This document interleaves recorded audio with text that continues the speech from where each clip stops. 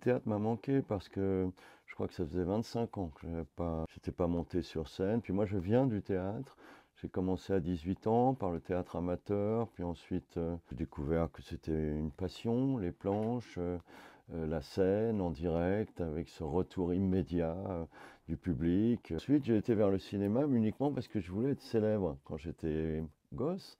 Et donc, je savais que le cinéma allait me rendre plus facilement célèbre que le théâtre. Même si j'ai eu beaucoup de chance au cinéma, pour moi, le théâtre, c'est assez sacré. Et là, en lisant la pièce, j'ai tout de suite eu un coup de foudre. Je me suis rendu compte qu'il y avait exactement ce dont je pouvais rêver, c'est-à-dire une vraie difficulté, mais que ça pouvait se résoudre avec le travail. J'ai eu beaucoup de chance avec le metteur en scène, qui est vraiment quelqu'un de très généreux et de grand travailleur.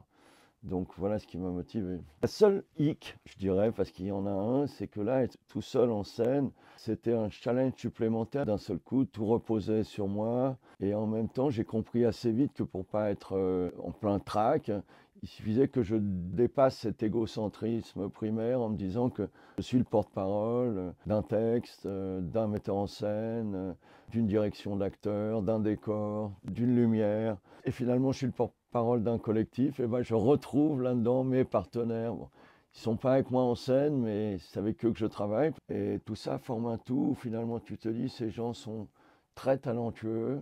Et ben, si j'ajoute tout ce talent à de l'énergie, ça va peut-être passer, quoi.